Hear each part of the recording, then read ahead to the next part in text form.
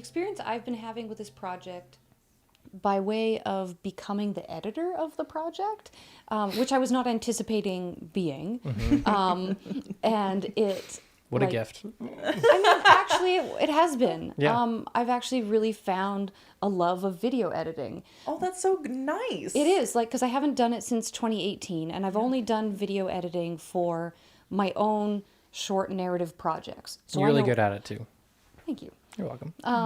But it's that, like, that format, it's like, I know the script very well. I wrote it. Like, I know how this needs to be edited. Totally. And I was there when it was being shot because I directed it. And this being my first documentary and reteaching myself how to edit on new software, to me, lots of technical challenges, which were not... Was it because of the editing? Like the teeniest, tiniest? Do you want to use your one just swear word?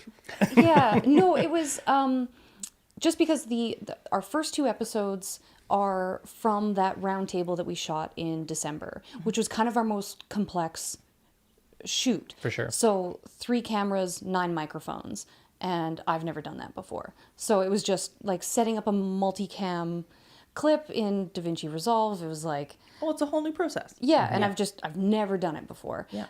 So lots of learning, but then I found, like, once you hit that groove, like, it felt so good, and, like, really, once you learn the tool and the tool kind of melts away, and you don't notice the technical aspect of it anymore, and you're just living in the story, and finding the story in documentary, I've found really, really fun. It is. It is. To watch everything unfold, and it doesn't matter what you've written, because something will inevitably change. But that's why what you write is sort of not the ideal scenario. It's just the scenario that you imagine. And then when people perform, you know, when you witness people live their lives, and then, you know, something, right as you start to film, they get a text message and the rest of the day is ruined. But you just capture that. Yeah. And you see what happens, and you have to adapt. Actually, that was my really biggest fun. anxiety with this, is I had like a vision, particularly for the party, and like the cathartic release. Yeah. I had this like really, it became very personal. It's like, that's kind of like the final exam of transition. And I didn't even think about that until I was in the middle of it. And I was like really disappointed. And people had very valid reasons for some people like not being there, of like sick or away or those sort of things.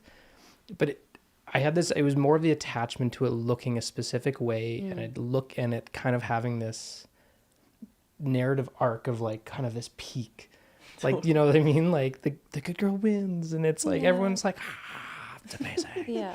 And when it took me a long time to be okay with that afterwards. Like, I was actually I had a hard time re-engaging with the project again, which Sylvan and I have talked about, because it felt different than I wanted it to. Yeah. But now it's like, it's interesting talking to all you about it, because I just had an attachment because it was my life. Yeah. And it was like... extremely personal. Yeah. Well, it's not because it's my life. Because it's your life. But I never really articulated it that way. But it was like, oh, that was my final exam. And it's like, those questions were hard. Like, I didn't study any of those materials. But I did have a question for you to pitch back. You played the role of helping me understand, because this is the first time I've ever done this. I've written things before, but I've never really worked in film before. And so you were playing a role of, here's what's possible, here's what's realistic with budget, here's kind of how you want to do this, but don't do that, do something like this, because that'll allow it. And you were very gentle with kind of these massaging of it. You played the role of producer and directing it and editing it. But then you had this other role where you would turn off work mode, and I would be like, I'm not doing well. And you'd pivot into kind of this friend role of it.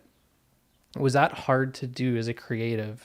Because I know it wasn't like an objective thing when you were editing, but did you find that difficult managing our relationship as part of this process? No, not at all. So when I was in university, I did like one of those personality tests, like, and this will make sense in a moment. I used to do those all the time. I know. I still do them all the time. It's I was it just like like, a maybe what this Batman? will teach me something about myself. Is it still Yeah, gonna be I'm like, like- what Batman villain are you? It's just a BuzzFeed questionnaire. Does And not I'm like, count. I'm a Does not loaf of count. bread. At one point, I did not care where that test was coming from. I was like, someone give me answers. Yes. but So I- relatable. But there's a story here. Yeah, yeah. So I did one of those tests in university, and it was like a color situation. Yeah. And I got a very distinctive, like almost 50-50 split between blue and green, whatever that means. Blue, Oh, green, yeah. orange, gold. Yes, that one. We do that at Color work, one. yeah, Yeah, Yeah. that's a big work one. I got like Yeah. 0 gold and very little yellow, but like almost 50-50 blue green, Yeah. which was like one was like analytical logic something or other, and then the and blue is emotional. emotional and art and Yeah. those type of things and expression and all of that. And when I got that result and I was kind of thinking about it, the way I operated in university or even in workplaces was like I do have this like visualization of a switch of when I'm at home, I'm full blue. Like when I'm Totally. when I feel at home or I am at home or I'm with people I feel that like comfort with, I'm more blue, I'm more feeling, I'm more expressive. But when I'm in a different situation where I'm working or something just needs to get done, then I turn green. I'm just like, okay, cool. Then I'm in this mode. So I'd say that's kind of how I experienced working on the project as well, because it is personal because of our friendship. And like, Oh, yeah. I'm watching these diary cam videos, and some of them were like, you're in the middle of some really tough stuff. And like, Yeah. I had to, it was strange, like, because we have those conversations person to person, which is like much more humanizing and like connected and feels really, at least I can support you like in the conversation I as opposed spiral to like live theater. Right? That's what it felt like. Yeah. This is so proper. not necessarily like, but it was just that like I could see my friend in like a really difficult emotion and I couldn't reach out and hug her. Like, oh, I'm gonna get emotional. Yeah, that's Like, hard. that was the hardest part, and I was like, oh, that challenged Yeah. the switch. But it wasn't going to being back to being your friend. Like when we're person to person, easy. I had to Like- fight the urge every week to be like, do not abandon me, please. You're seeing so much of me. Like, it's a lot. And it's actually, even I find that anxiety now in the community, the idea of like you or Chris or Tamar or anyone like seeing that part of it, it's just like, please don't like leave. And Not it's a going weird anywhere. thing. Yeah. Anyway, sorry, Lynn. Oh, I was just thinking about that because having taken the same personality test, I'm very much Yeah. like a mix of blue and green. Like those are my Yeah. strongest ones. And I think that earlier on in work stuff, I felt very similarly where I was like, I had my like logical, efficient, very pragmatic side, and then also, like trying to be supportive and emotionally available and aware and stuff. And they felt distinct. But I've come to realize, I think that they are very connected all the time, like being in tune with how the people you're working with are doing and building those relationships and connecting, I think also allows for the things that we're like intellectually engaged with or whatever to work effectively. And I feel like Yeah. it seems to me that you have found a lot of balance in that in doing this project. Totally. as And opposed to that was something 11 distinct. years ago. So like, I'm also like, hopefully a grown up. That was the last time I took it too. Yeah. So, but yeah, no, that makes sense. And thank you for saying that. I'd like to think that balance is something I've really both struggled with and I feel like I've made some progress with. So yeah. And it feels reflected in everything that we've been a part of doing this, But I was also thinking too about what you were saying earlier about, some of the parts that you were shooting for this project not being how you expected them to be. And it made me kind of think about like the creative process and how much of it belongs to us. Like, because it seems like things just kind of become what they're going to be, even independent of what, even though we're the creators of them, like they seem to become something else. Mm-hmm.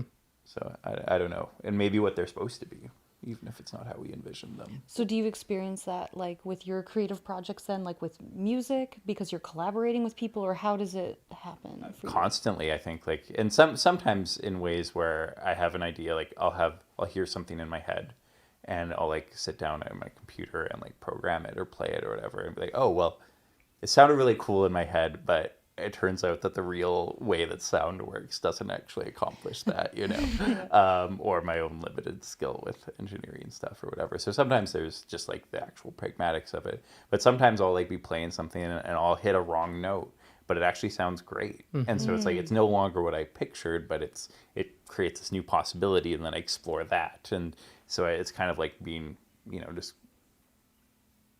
allowing the thing to become what it's going to be, as opposed to what I think it needs to be, which I think is sometimes good and sometimes bad. Like if I want to write, something for this project where it's like there's a specific tone I want to create, or like, a vibe I want to go for, and it's like, oh well, actually this is going to be a post-rock song. Well, I was like, okay, that isn't great, but like, so I try to rein it in. But it's nice to just allow something to become what it's going to be. Yeah, I think there's this sculptor named Eva Hess from like the 60s or 70s or something, does really like modern abstract sculpture.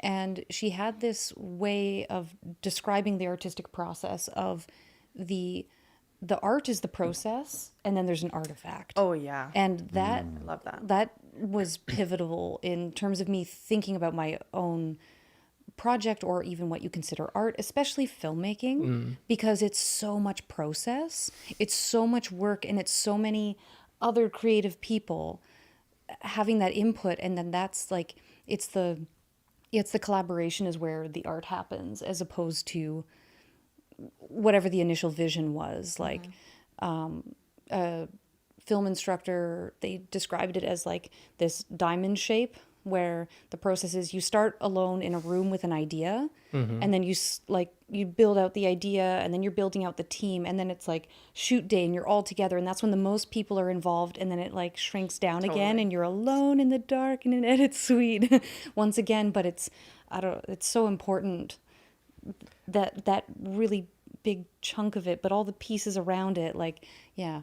That kind of thing too. Yeah. I had a really hard time with, and I didn't anticipate this totally, because I thought I would have much more of an objectivity about like the project and the craft of this thing, of like, and then this would be a good narrative arc, we can do this here. So that cracked me up. Right. Because you talked about this a lot, and every time I'd be like, totally, yeah. Like, but I would have this like really clear idea of like, oh, and then we could do this, and then when it got really personal, I actually, like, I would be sitting really late at night in my room with like the lights off and like typing something out and being like, this is going nowhere. Like, this is not gonna, like, it was almost like this therapy part of it, that like there's a bunch of stuff that is not, didn't go anywhere because it just didn't have a home within the context of the documentary. And I contrast that against like when I write something, it's like, I know I have full control over the sandbox.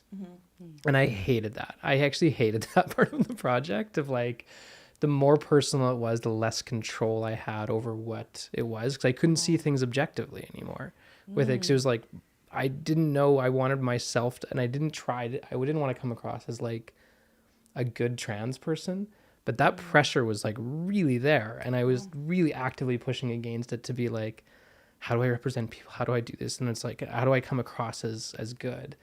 And I wanted to ignore all of it, but I really couldn't. Well, and that's why you have a team, right? I think we all sat down, the three of us sat down when at Mill Creek, when we were first talking about the project. And that was like, one of the first things we talked about was, we have to be willing to, well, it was wonderful to know that I could trust you, to trust Sylvia. Like, you were meeting me for the first time, but we could both look to Sylvia and say, yeah, the right choice will be made. And I was kind of curious, because like, obviously this is incredibly personal, and that brings so much beauty to this project. But like, also with Sylvia being the editor, I imagine kind of seeing your story interpreted through someone else's eyes to some extent, and I'm kind of curious how that feels, especially with like also wanting to like have this be like a creative and narrative expression. I've discovered that I have a pretty big control issue, actually, on this, of like sincerely, of like, I don't like being perceived beyond what I can control of like this. Like, do you know what I mean? Stressful. And so even in personal relationships, like I talked about this with Chris, I think, was like, I want to a certain lens perspective on me, and I want to control that narrative, and it's like it's really hard to, right? What's up? I think it's so funny. I think it's so funny because I only think it's funny. And maybe funny isn't the right word. I laugh at that because I've been working in doc for almost 10 years now. And I remember feeling that way. I remember being like, yes, I'm going to tell this authentic, this raw story. It's going to be so... Where I happen to look like a hero. Yeah. And the so angle, cool. the light, it's going to be like, it's going to be amazing. And we're going to love it. And it's going to be everything we imagined. And I can honestly tell you, I have never had a project turn out exactly the way I imagined it. But it's never been... And it's not to say that as it changed, it's better or it's worse. It's just... what is real is not what I imagine. It's kind of what you were saying, Landon, that like it became what it needed to be. Yeah. And that's that the art is the process, the storytelling is the process. And like art is incredibly vulnerable. At least I think good art is.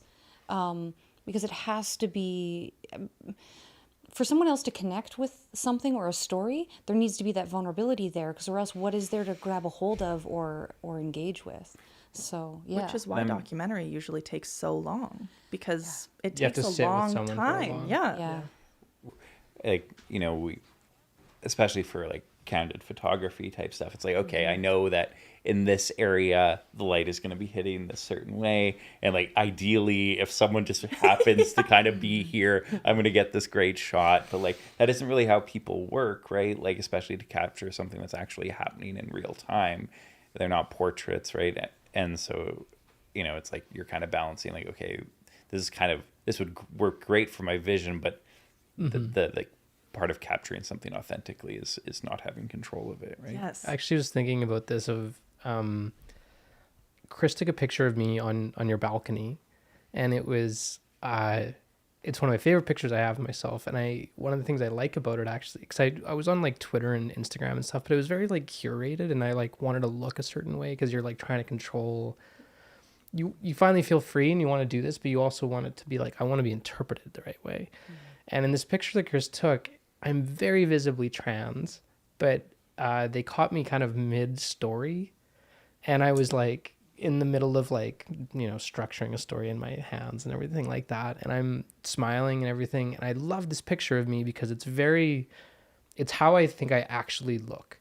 And I liked the picture of me. It's not the most flattering photo, but it's like the most, I'm like, oh, this is how it feels to be around me in all of its annoying ways. But I really like that picture of me, and it's like that feeling of being seen by someone who cares about you in this way that's like really lovely. It's like, anyway. Yeah. And Ryan, you shared a photo. I have looked at them, by the way, now. Oh, I thank just you. haven't given you my formal feedback, which is they're great. Yeah. Oh, I was going to say maybe we should wait until after the podcast. I can't cry on camera. We do your Google reviews live. Let's actually show the pictures now. A live camera. Let me get my phone out to take therapy notes. Yes, while we do it. Yeah. But you sent, and you sent Greg a photo first of him kind of like silhouetted, and it's a great photo. That's my favorite from those shots. You haven't Yeah. seen it? Oh, yeah. No, wait. Never mind. I haven't seen I got any of first them. view. Yeah. Well, actually, I don't know if that's true, but Yeah. They're really great. Yeah. Was this... But you haven't seen the ones I'm talking about, I don't think. I saw the ones from the Greg uploaded it to OneDrive. Oh, okay. Well, Yeah. good, Greg. Have I seen these? I don't think so. Gosh, They're from the darn it. party, so Why wouldn't you send them to me?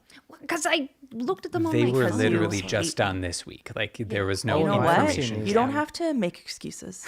For something. But I wanted to talk, like, Ryan, you do a lot of like photography, and you're really like, I've been out with you on photography walks, and like I've seen your wildlife and landscape photos that are like really impressive. Yeah, that- And so like getting into like doing behind the scenes, like people in buildings. I've been wanting to ask you about this whole time because, and I'm so sorry, Sylph. Like, No, but no, go every ahead. time we saw each other in the space, I'd be like, oh shit. We need to make sure this works for both of us, because when we're talking light and then you have that conversation, like, are we going to be in each other's way? And so like knowing your body of work and then seeing you come into like documentary and behind the scenes, how was that for you? Yeah. Terrifying. Like literally going from taking a picture of a mountain in Totally. It's so different. midday where I don't have to worry about anything. I can sit there for 25 minutes and like putz around and just like compose the image the way I want to. I couldn't do that. Yeah. I didn't have control over the light. I didn't have control over the people. I didn't have control over anything. And so like it was terrifying. And I could super relate to like the control issue, right? Like Right. I want to present myself a certain way. I want to present my work a certain way. But I wasn't able to do that. And so I just kind of had to like go with it. And it turns out like some of my favorite photos were those candid portraits or were the ones where someone just happened to walk into some of the studio lights and I got like their silhouette or something like that.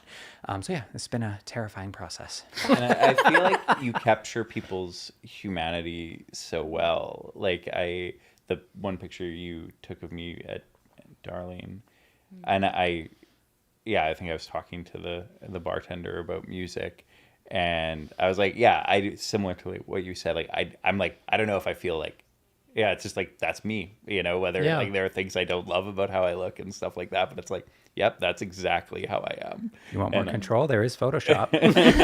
No, but And it works I very loved well. it because it felt honest, Yeah. and I think that takes a skill to capture that, especially when you, like you said, so many variables are outside of your control. Well, it's even harder to capture it yourself.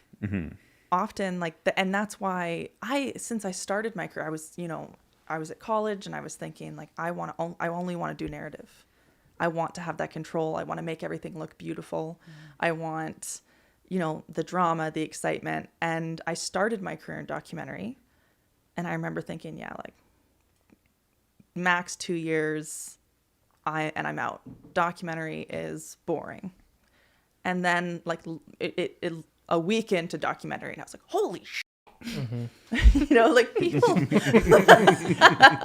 But truly, you go in and you suddenly realize, especially when you're a part of the crew and when you're behind the camera, that everything, I don't know about you all, but about me, needs to change in this moment. I can't talk to them.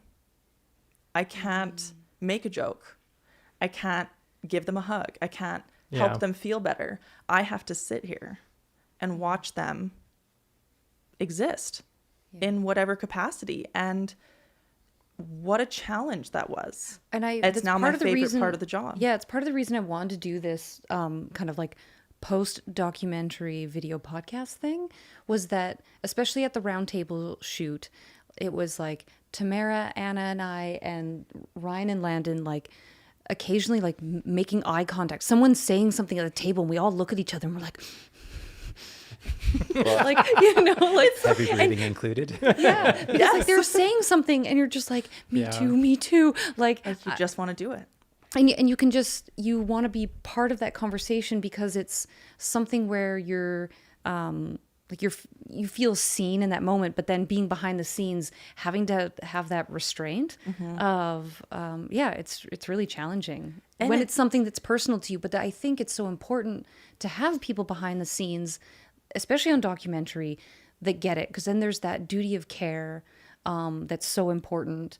I've been behind the scenes. I've been on another documentary where it was like a documentary about mental health, which I'm like, okay, great. But I was doing location sound, and I was listening to people's deepest, darkest, like really, really difficult experiences, and I was not prepared for how that was going to make me feel.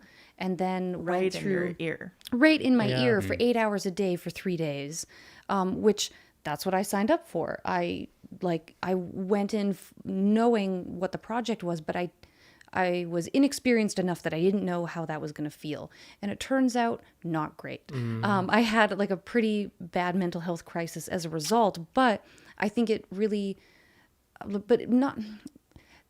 it was ultimately good, because then it nudged me in a direction of like, everyone's talking about their experiences of getting help and getting through. And I'm like, oh, I think I need that.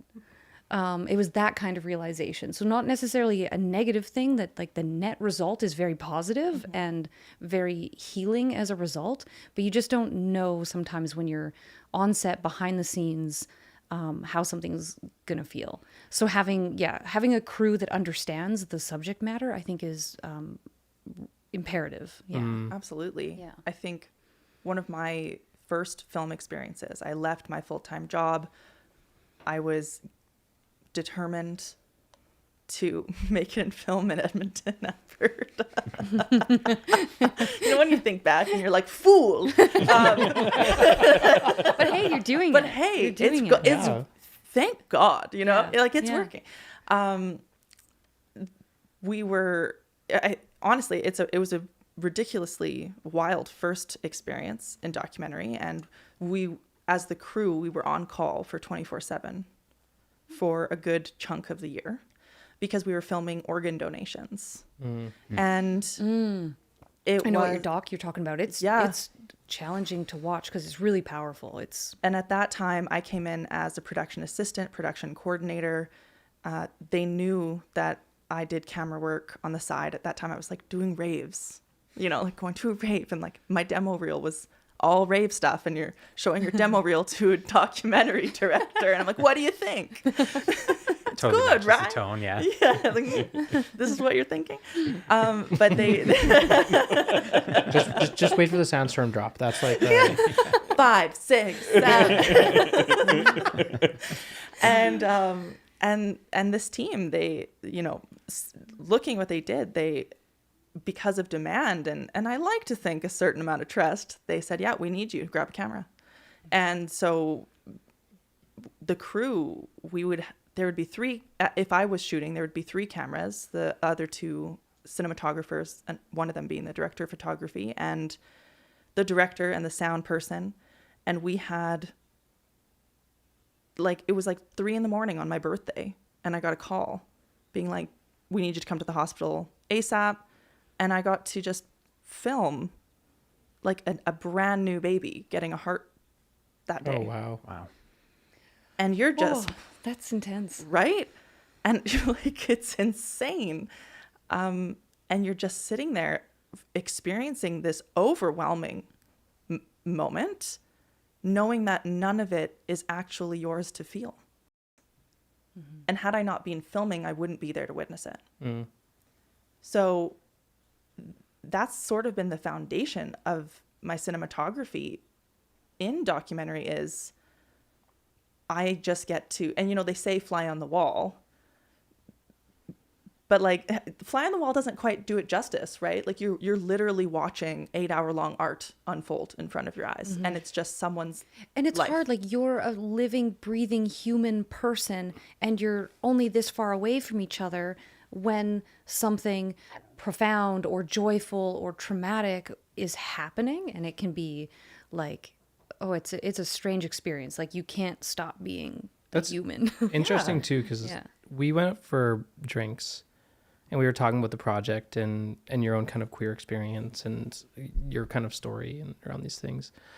And everyone in here has that experience, like a version of the queer experience, right? Of like they had the before, the process of coming out, like all the, and it's ongoing. So did you find that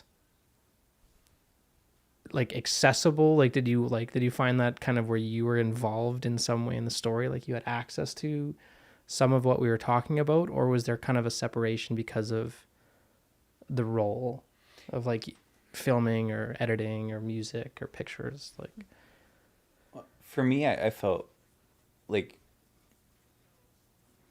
on the flip side of being the fly on the wall, I think it's like, okay, I need to make something that conveys an emotion that is matching the circumstance that is happening in the film without seeing it also. It's a totally different ballgame. And so it's like, okay, I'm interpreting like how, like, because we were talking about like, what does queer joy sound like? And like, that's my, like some of the score stuff is just my interpretation of that. And like, that may very well not be what anyone else in this room or anywhere else feels like. But like, to me, that conveys my attachment to that idea. Hopefully people like it, you know, hopefully it like resonates with that. And so it kind of, yeah, the opposite is of trying to be objective about it or, you know, kind of capture a moment without inserting yourself. I felt very much like I am inserting myself, but that is kind of what I need to do because I can't objectively create a sound that conveys this. You know, if you didn't like them, you would tell me, or if you needed me to make changes, you would tell me. It actually made it easier. I enjoy editing to music, like cutting a scene to music. So having the stuff that you provided, and especially because you were present for the filming, like it was kind of magic. And I think that was part of that, me rediscovering that joy of editing was like having all the pieces, because I've only done like little to no budget stuff for myself. So having music that isn't just like fair use was wonderful. I'm like, this is like purpose built music that is made by someone I know who knows what this is about. It it changes that experience and made it really, really wonderful. It'll never make it. So what was the experience of you seeing, especially the diary cam stuff? You were feeling like, initially you got me some videos and they were all like quiet and pensive and you're really thoughtful. And I know that is like, we do have conversations like that. It's not inauthentic to who you are, but Missing my Muppet energy? yeah, I was missing the Muppet energy. I could have used like 20% more Kermit. It is, it's a But hard... what was it like seeing it then edited? Because like you would send me, like I have several of these, about 10-minute long videos that like, there's a lot of like raw vulnerability happening. But then seeing it edited, what was that like? Because I think I got the impression that you were surprised, but you tell me. I was really nervous about seeing it. I actually said, I don't think I'm going to watch any of this, which is like a funny thing to say about like something that I'm like actively creating. But I'm just like, I don't know if I could. And then when I did, I found, I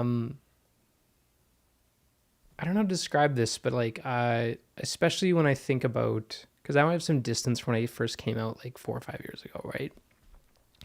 And that stuff I've like processed a little bit, but I could actually feel when I was talking about something where I hadn't.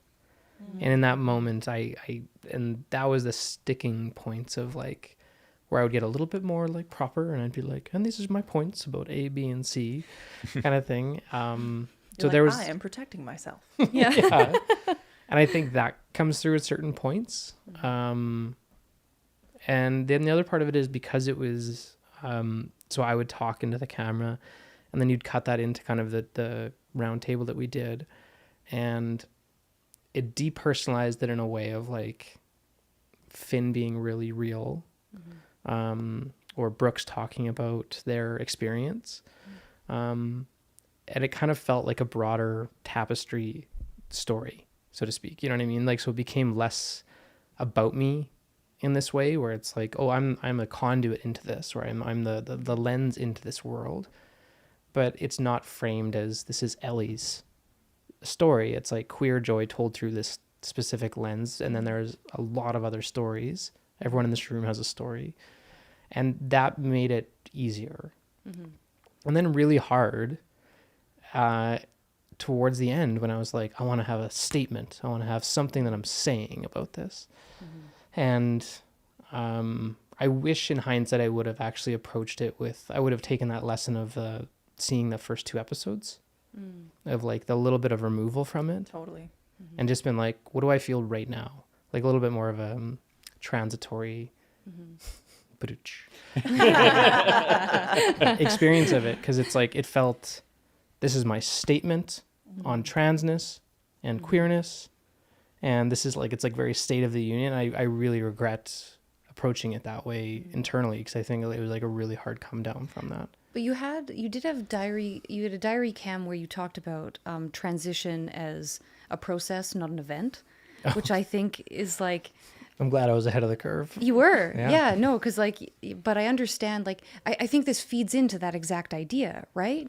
Like that preceding these feelings of, like you want to be declarative, but prior to that, you had spoken to the camera very earnestly and like eloquently about transition as like this ever-going process, and you being reluctant to be declarative. Yeah. So you're proving your own thesis here. It's interesting though, because so much of this year has been, I started off when I first came out, I was writing about the experience to be understood. I really wanted to kind of have a language to talk to people about it, and specifically a language to people in my existing life who were lovely, but they didn't necessarily have an experience with it. And so I was like, how do I build this bridge? It was a very functional thing. And so I got very good at describing the emotional experience of it. But what the documentary proved to me is that like it still lives in my body. Like all of this thing of like I went through huge periods of just depression and horrible anxiety, particularly November through February, where it was just really rough. And it was this realization of like, I can articulate a lot of things, but I actually haven't got past the fact that I haven't reckoned with the idea of being a trans woman Well, it's in the like world. my therapist. Yeah. I did try and tell myself throughout this that if like, you know, like, and it's like cliche and all bodies are good bodies and all these things, but it's like you look back and like 10 years from now, you're gonna be like, why was I complaining about this thing? You know? I do that all the time. And I do want to kind of reckon like, what was I When am I ever so gonna upset? Yeah, when am I ever gonna to look in the mirror and fucking like myself? Yeah. I want to know that. And then I realized I had to be the one to decide that. It's like, okay, so then But have you Like found yourself. some of that through, like, especially through queer identity? I have found so much more self-compassion and self-love by, one, recognizing myself as a queer person, and through knowing other queer people, but also embracing my own queer identity, and whatever that means. And like, Yeah. the episode we did on gender expression, what I've noticed again in the edit, it's not actually about clothing and anything external, and it's not necessarily about your, like, there are things about your body or your clothing, but that's not actually the thing. It's all about aligning your feeling, again, within this vessel that's moving through time and space. But yeah, I don't know. That's an incomplete thought that, yeah, is very present, especially in that one about expression and being, I think it's this desire to be seen comes first. And then this, like, I mean, the title of the series is Coming Home. And that's the actual goal. Sorry, what? I'm sitting here and I'm like, oh, I hope they don't cut to this angle because you're saying something really nice and sweet and I'm about to laugh. That's like a real part of it though. I have to say, one of my great joys of our friendship is that we will go from very like, but that's trauma. It's totally Sylvia. And then we'll like, I had like 2 breakdowns where Greg actually picked me up. Yeah. What? That's amazing. Nobody can pick me up. I'm too big. Oh, it was That's incredible. true, Greg yeah. realized I was having a crisis and he picked me up and he like shook me like a baby and he's like, you thought you might need this. And I'm like, I like came into their house and was like crying. But at the same time, it was like, we laughed so much that night. Like, and it's Yeah. like that idea of like, that is actually the biggest learning of this is, I would have moments where I'm like, I gotta just rough this out by myself. I hate what I said in the diary cam, but I got deadlines and Sylvia's not going to be happy if I delay this by 2 more days. Yeah, she's going to be just so angry like- with you and she's not going to understand it all. Stickler Right. for deadlines. That for sure. sounds... Or even like talking about like some disappointment about the party and how that kind of missed my expectations kind of around that.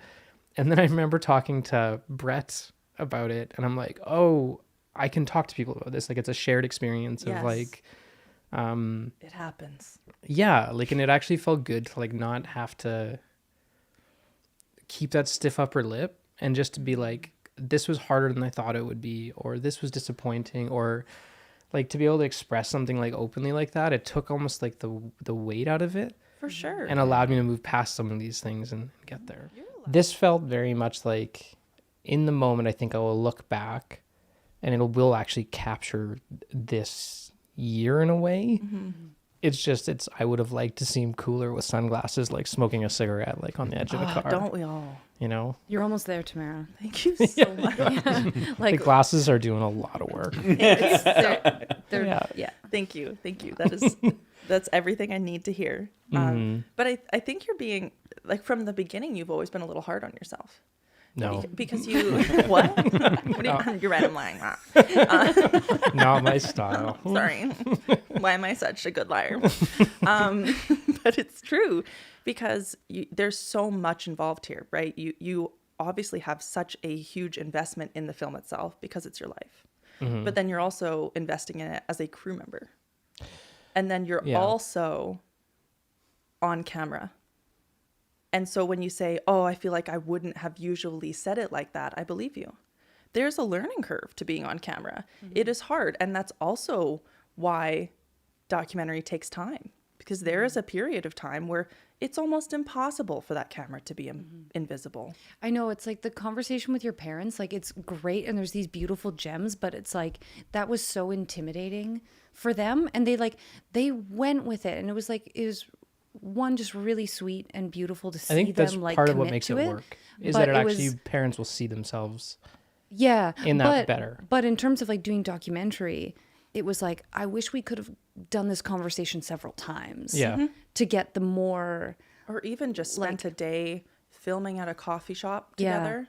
or like going for a walk or whatever. But because of the constraints that we've had, Of course. it's like you gotta like make it work in a really condensed format that is hard. And it's not actually conducive to documentary, because like Tamara's saying, it needs to take more time. Even compressing, like, And I don't even know how to answer the question that I'm about to ask, so I'm gonna make everyone else do it.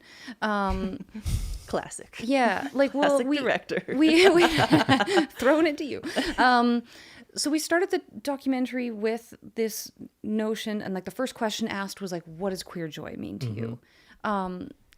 That's a really big question, and I think I would answer it differently every single day of the week.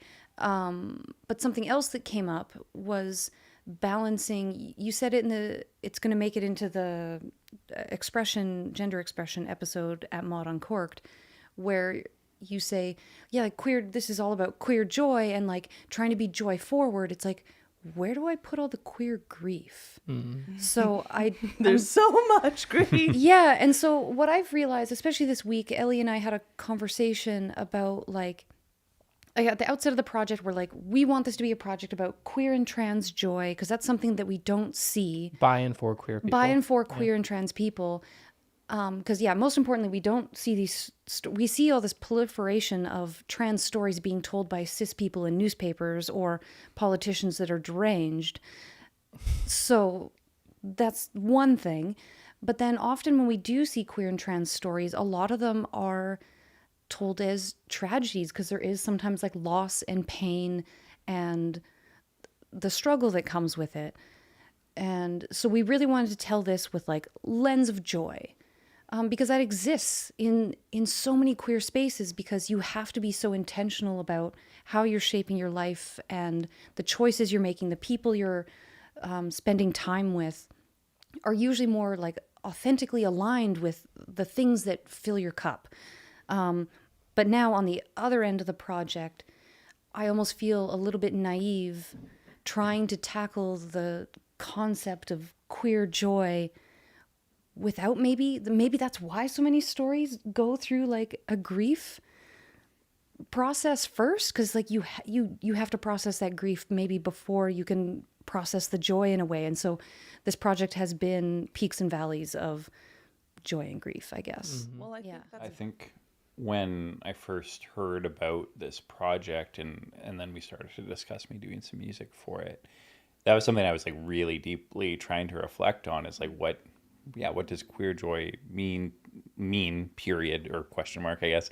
But also, what does it mean to me? And then like how's that conveyed through sound? And I think like the first theme, I feel like it was on your birthday. We went to like that music store and we were playing around on the pianos, and I was like, okay, I think like this is what I think it sounds like. I remember that. It was so sweet. And because like to me, like I felt very similarly, like the joy is kind of happening in a non-linear, non-parallel, but like simultaneous way with not just grief, but also just like all facets of life. It's not like there's this dichotomous thing. It's like we're experiencing joy, we're experiencing grief, we're trying to survive, we're trying to live, we're trying to like all of this stuff is happening at the same time. And so it felt very important to me that like the music conveys some of that complexity. Like I think it's uplifting, but I also don't think it's like doesn't recognize that there isn't sadness to it. Like I feel like even though it's like a short piece, it has like the intention is for it to have a sense of both optimism, but also like recognizing that there is pain and sadness. I don't know if that comes across to anyone I else. think but it that's does. It does. Yeah. Even like the inspiration, the songs of like compositions of this type, it's all in that vein of like, it feels hopeful and really sad, and beautiful and like kind of hard and then sparse in some places, like all of those things. And you really captured that. I don't know, there was like a pensiveness to it or something like that in the music that I really appreciated. It right away, like I gravitated towards it as soon as you sent it. Yeah, that means a lot. Yeah. I had this moment of all I could see from trans and queerness was like the projection the society puts onto it. So this like, it's going to be tragedy, you're going to be alone. Because I had no glimpse into what that life looked like. And it's like I kind of finally mustered the courage to like walk through this door, and then the whole thing started opening up in this way, in this like, and so when I do this thing in therapy where it's, because I love to articulate away a problem. If I can describe it, I can I can put it in a cognitive box, and I can. We love to compartmentalize. We love to yeah. compartmentalize. Yeah.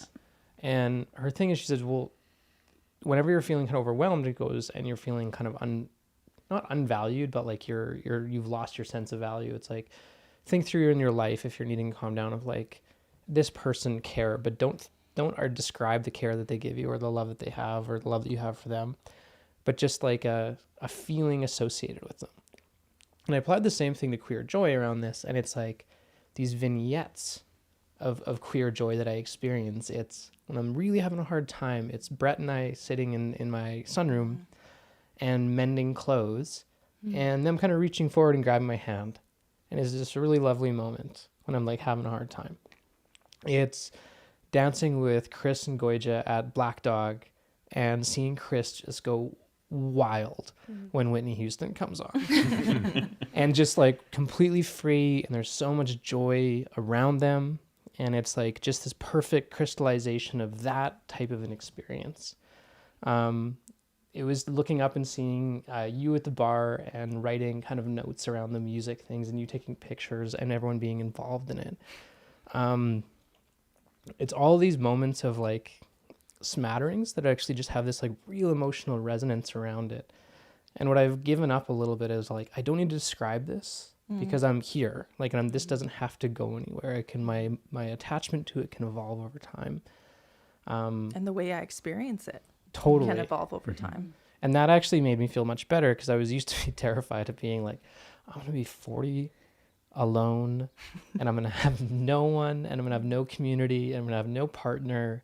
And it's just like this really lonely existence. And now I'm obsessed with this idea of like, what if it just keeps going? Like, what if in the same way that I didn't know it was on the opposite side of queerness, it's like, what's on the opposite side of queer middle age?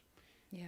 And with that, like, that's something with that loneliness, I think, because I feel like there's that idea that once you come out, you're going to be isolated alone. But I have never felt more connected to the community 100%. than I do now. Yes. And Where like, do you think that idea comes from, that you're going to be completely alone? Because I have yet to meet a single person who didn't feel overwhelmingly supported by the community. Now, obviously, I don't mean like that you don't feel, you can have experiences with family members and all of that. I just mean, I'm not sure I can, if I was ever in a place where I felt truly alone, there were times I felt at the bottom of where I could ever be. And thinking, wow, I didn't even know the hole went this deep, but I always knew someone was there. And I guess that just makes me extraordinarily privileged. But it's hard also for me that, to like, imagine that. It is kind of, maybe it's because we're all like urban queers, so we do have access. Big time, for sure. We have access to community. For sure. Yeah. Because I wonder about that as well, because that's something my mom said to me when I was a teenager. I had a friend who came out, and I told my mom, I was like, oh yeah, my friend just came out, like, and I feel so, in that moment, my friend was so nervous to tell me. We were sitting at like a Tim Hortons, and they were like trembling about to tell me something, because I was the first person that they came out to. and I just held their hands and we cried in Tim Hortons. And then I like told my mom, I'm like, oh, my friend just came out as gay, and I feel so lucky and grateful that they felt the trust with me to tell me that. And then my mom's like, oh, that's so great. Oh, I'm so happy for them. And then she said, well, do you think you're gay? And I was like, and I just like deer in headlights, didn't know what to do. And I'm like, and she was like, oh, okay, good. I'm so glad, because it's just such a hard life. Oh, so like Lord. where it came from was from Fear. my mom telling me that like if I come out, or if I'm and queer was not the word that it is now. Like, it was still used like derogatorily when I was growing up, and I'm glad that it's been reclaimed, but it's not everyone feels that way. So yeah, like it came from my mom, that it's like, oh, if I'm like not in a hetero thing, then my life's gonna be bad. Like, which, like, I knew even at the time of being a teenager, I was like, you don't even know, Mom. Like, I definitely, like, but it's still really hard when, like, it's so Somebody hard. you It's still love hard. Yeah. is not saying they disapprove. No, she they didn't. are saying your life will be different. Yeah. And That's she's like, a big thing. And she's like, it's just because I love you so much and I want your life to be good. And that's a hard life. You know, I actually, one of the flip side of that, after the conversation that we had with my parents, my mom and I were sitting on the couch and having a cup of coffee, and she had met you and finally had met Sylvia after like literally a couple of years of like me talking about you constantly, and Anna and Dimitri was there, I think. Yeah. And anyway, like, had met some people in my life, and she said, I get it. Like, it was just like, this is a big, like, queer community is like a big thing to you, and I get kind of what you get back from this kind of experience of it. And that's actually my mom's thing is like, she's always, it's like she grew up really religious, and as she's aged up, her relationship to that institution has changed, but the thing that's at its core is, for her, is community. And so that's how we've kind of reconciled those things. And it's like, yeah, I'm finding my community, like, it's through people and places and things that I recognize that feel like me. I got an edit once. I wrote this thing, and a friend of mine wrote it and said, and it was essentially, and it was meant to be mean-spirited towards a certain type of conservative, where it was betraying their kids. And this is not the case of kind of what like happened, but it just is like truly like, you can't be that way here. And then the disappointment that they feel when their kids don't want to have a relationship with them when they're 30, 40. And they go, I go home once a year. I'm not myself. I go home for Christmas Eve and I'm back on Christmas Day because I can't stand it there. And I go, good. Because if you don't want them, we're going to take them. And the edit I got is that it seems like we're recruiting people, but it's not that. It's that it's like, we're going to... Yeah, that's so funny because it's so much like the gay agenda. The gay agenda. Yeah. They're going to turn your kids gay, folks. And it's just like, way to flip the narrative. Here we are being like, hey, buddy, it's okay. You need somebody to lean on. And their parents are like, they're turning you gay. And it's like, no, you turned them away. You turned them away. And you turned them away. And that space is, and Black Dog's young. Like, when you do see like young queers going out for the first time. That's queer joy. That was me. That's queer June. joy. That's yeah. queer joy. My gosh, I want to live vicariously. Yeah, through waiting in line at 11 o'clock like, at night for an like, hour. Yeah, 18 That's to 25-year-old Queer queers. madness. But isn't that queer joy though? Yeah, exactly. Is that for me? I don't think I'll be able to sum it up, because queer joy to me is just the next 60, 70 years. I just get to figure out what that looks like. I get to live that and live how that changes, because when I came out at 27, queer joy looked a whole lot different. Told my dad, he said, oh, you have to kiss a few ladies now and then, and Justin's okay with it. Who cares? And I was like, I have to, Dad. like, thank you, Dad, for that permission. No, it's just like, it's so funny to me. I'm like, okay, by the way, Dad, bisexuality and polyamory are not the same things, but we can talk about that later. Thank you for the enthusiasm. Yeah. I don't even know where I was going with that, but just It is a great anecdote. it is. When I look at the way my parents have responded to my coming out, and this whole idea of like your parents seeing your community, It was a big thing. it's a big thing. But if you really flip to their perspective, right, they would assume that your community was theirs. And so they would have watched you grow up your whole life experiencing community that they showed you in the way that you experienced it. You talked about, sorry, not to cut you No. off. With your parents, like your mom said something, it was just so beautiful. She's like, it was a change. There was no loss. You're you. And she said, what made it, she's like, yeah, it was different and it was a change and we were surprised, but they saw how happy you are. I'm going to cry again. No, I know.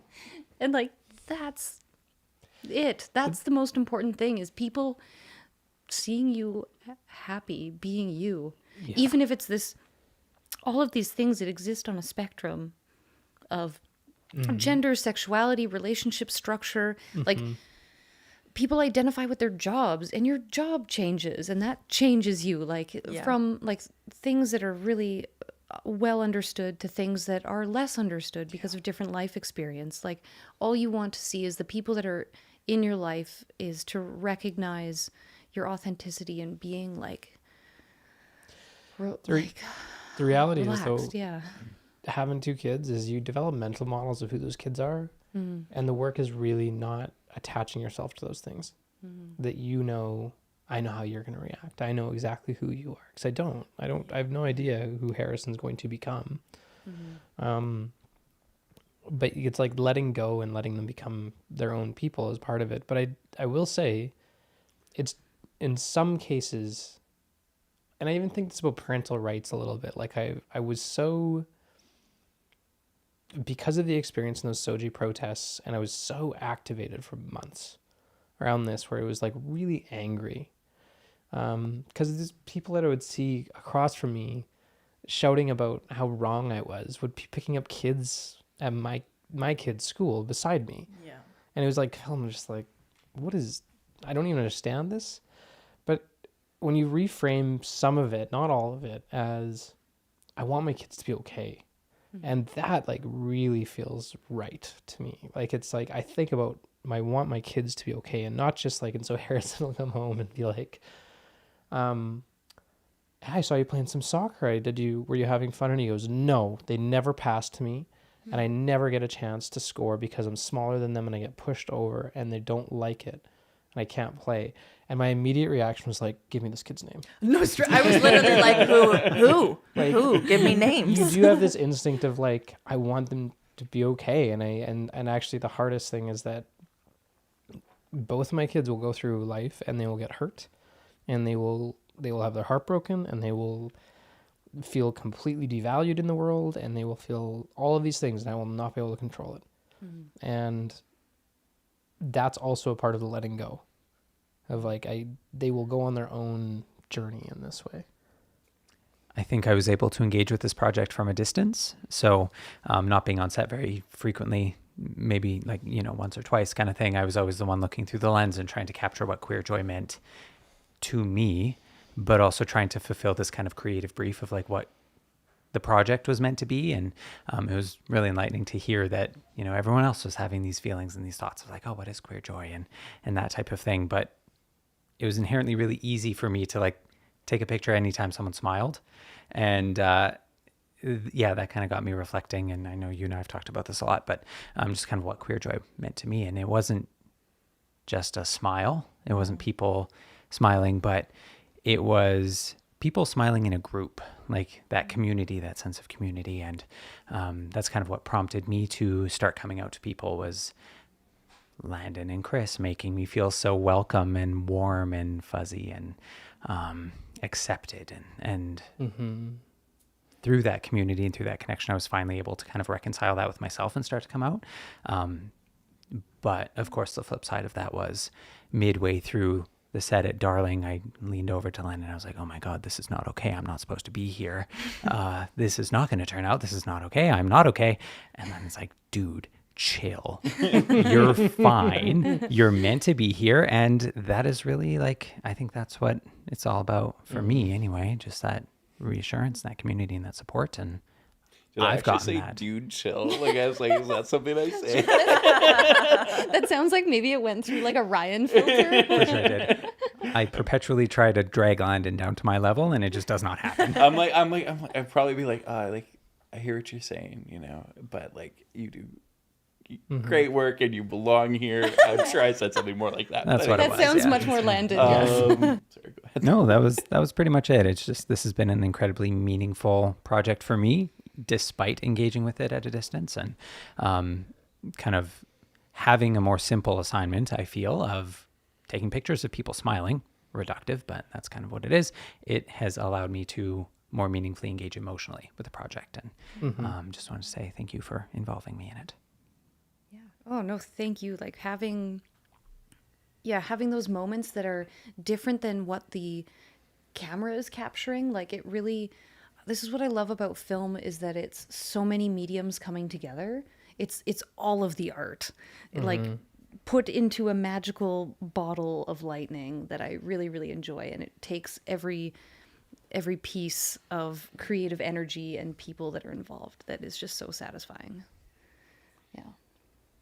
Yeah, I think like Ryan, I felt very much like I was approaching the project from a distance as well. Like not really, like even I'm not even taking pictures. I'm sitting in my living room on my laptop, like after people are asleep, being like, which piano sounds right, and like are these the right notes and stuff like that. And so it felt very like, yeah, like kind of like I said earlier, trying to make like what is my personal response to like my understanding of the brief. And but then I think once I came to Darlene for the shoot, yeah, I was sitting at the bar and like journaling, kind of like writing down like, you know, quotes that were standing out to me and things. And at one point, and I've never had this happen before, to the point where I don't actually know if it really happened, but I often hear music in my head, but it's very clear to me that it is in my head. But I was like just like listening to people talk, and I started to hear this music, and I was like, is someone's phone going off? Is like the, you know, music coming over the speakers? Like, but no, because everything was turned off because we were recording. So I was like, this music is coming from somewhere. Where is it? And that is like one of the pieces that I sent you. Yeah. And I was like furiously writing down like the interval relationships, trying to figure out like, okay, this has to be captured. Because I don't know. And I think like what that speaks to me is like, you know, going from this isolated part of the creative process to being here. Like, I think to me that like when we talk about like what is queer joy, like to me, I feel like it's really inseparable from community. And that seemed very evident in that experience for myself. Yeah. Oh, that's so beautiful. That's amazing. Yeah. Wow. There's something really interesting about capping it this way to me.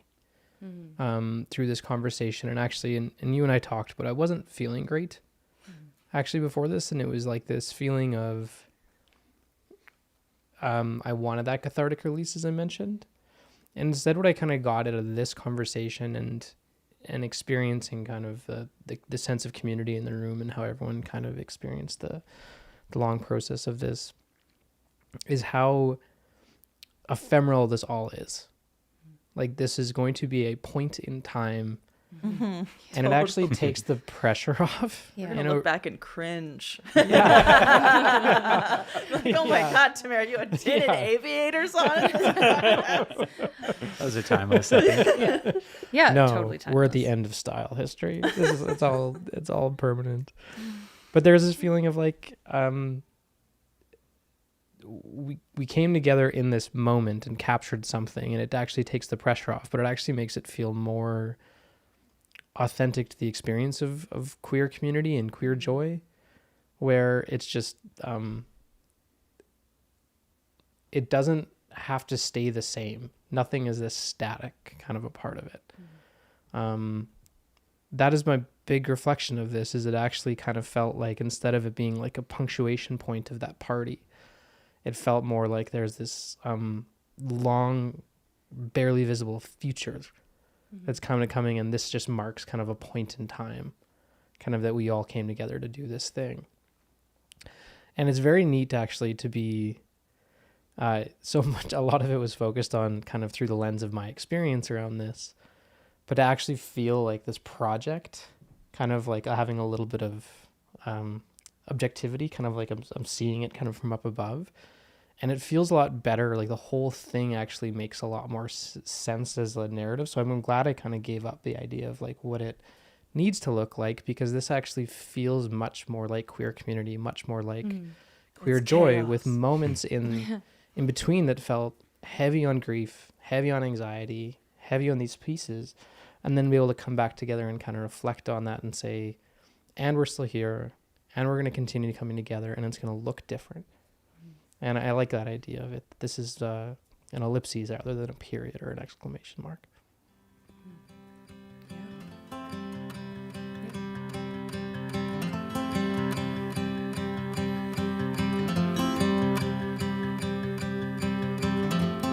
Oh, hey now, babe. Well, I'm parked outside. Don't feel rushed to leave. Just glad you asked for a ride. Oh, hey now, baby. Yeah. Well, I hope you're alright. But I'm going home to bed. But I left on the light. Oh, yeah. I left on the light. Oh, yeah. Left on the light. Oh, hey now, baby. Yeah. Why don't you pick up the phone? I keep leaving messages asking you to come home, yeah. Oh, hey now, baby. This bed don't feel right. So I slept on the Chesterfield, but I left on the light. Oh, yeah. I left on the light. Oh, yeah. I left on the light. In my dreams, I see you walking through the door. When I wake up, I see you don't stay here no more.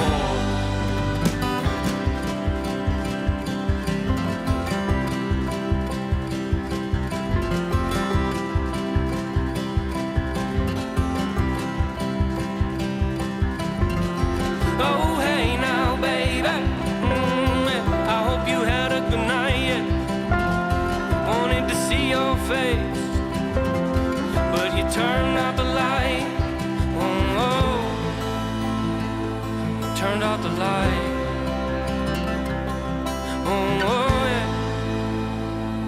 Turned out the light.